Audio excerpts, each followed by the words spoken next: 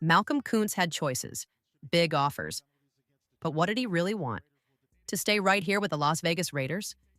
In a league full of money and movement? Loyalty like this? It's rare. Before we dive deeper into the latest silver and black updates, hit that subscribe button, smash the like button, and ring the bell icon so you never miss the freshest Raiders news.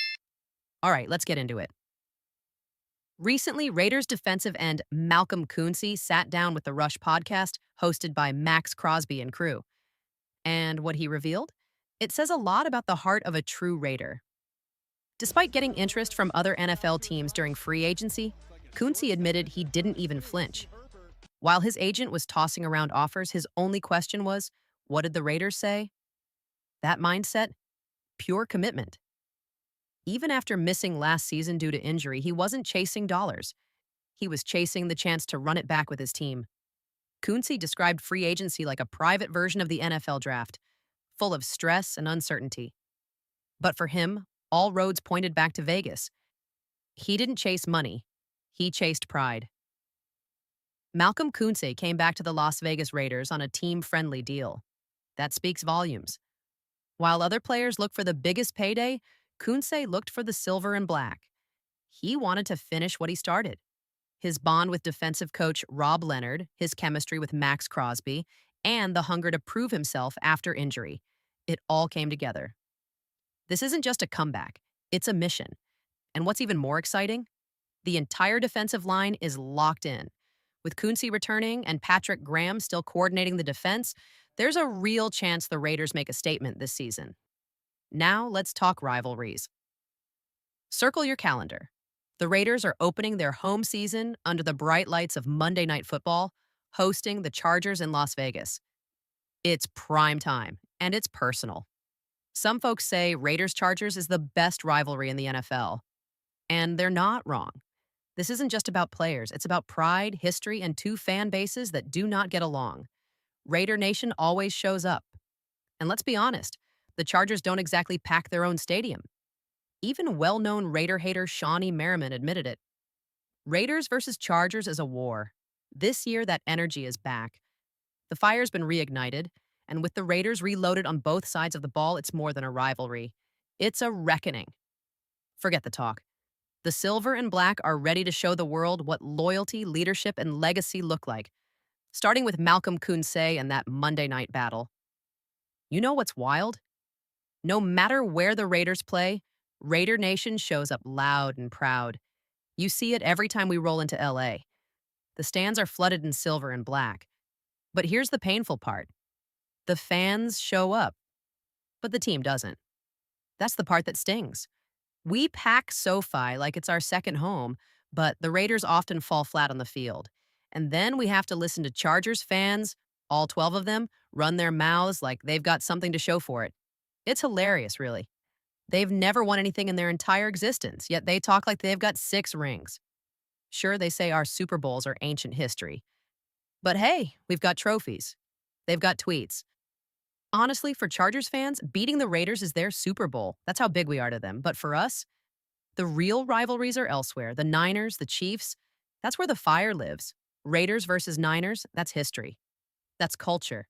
That's Battle of the Bay energy, even in Vegas. Still, I won't lie. That Week 1 matchup against the Chargers in Las Vegas, under the lights on Monday Night Football, that one's personal. And with Pete Carroll now leading the charge, the heat's getting turned up. He's got history with Jim Harbaugh, too, so you know those sideline tensions are going to be real. Add in the AFC West rivalry, the fan trash talk, and everything at stake. Yeah, this one's going to be wild. His words were clear. I knew I wanted to come back. I wanted to play with the guys again. That's a Raider through and through. You won't believe this. But the reason the Raiders are playing at home in Week 2 on Monday Night Football, it's not strategy. It's not the NFL doing us a favor. Nope. It's because of Chris Brown. Yeah, that Chris Brown. Here's the deal. The Chargers are heading to Brazil in Week 1. Usually after an international game, the NFL gives teams a home game or a bye the next week. But SoFi Stadium? Already booked for a Chris Brown concert. So the NFL scrambles. They look at Vegas. But guess what? The Raiders' home stadium is also booked. There's a major boxing match and a UNLV football game the same weekend. The league calls the Raiders, basically begging, can you play Monday night instead? And the Raiders, being team players, agree. So, thanks to Chris Brown and a jam packed Vegas weekend, we get a primetime showdown under the lights in week 2. Chargers, fresh off a Brazil trip, rolling into Allegiant on short rest. Sounds like the perfect setup to beat them down and send their 12 fans crying back to LA. And you better believe I'll be there. That Monday night energy, unmatched. Now, switching gears for a second. Let's talk about a Raiders legend, Charles Woodson. According to insider Diana Rossini, Woodson just bought a 0.1% stake in the Cleveland Browns. But there's a twist. To make it official, he has to agree to rules similar to Tom Brady's. No promoting alcohol brands using his name, image, or likeness. That means pulling his name off wine and whiskey bottles from his businesses.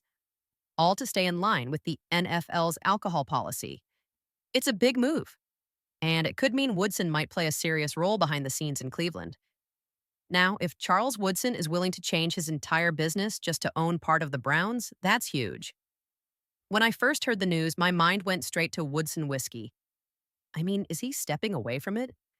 Is he selling it? What happens now? Well, here's the deal. He can still run the business. He just can't have his face on the bottle anymore. That's an NFL rule. No alcohol promotions tied to current team owners. So yeah, bottles with his face, instant collector's items. Lucky for me, I've got one right here. Might have just gone up in value. But Woodson's already ahead of it. His team started slapping a simple W logo on bottles now. Same great whiskey, just no picture of the man himself. Business still rolling. Now let's talk numbers. People saw that 0.1% stake in the Browns and said, wait, that's it? But here's the thing. It's not about the percentage. It's about the price. The Cleveland Browns are currently valued at $5.15 billion according to Forbes, 2024. That means Woodson paid around $5,115,000 for his slice. That's not chump change. So hats off to Charles Woodson.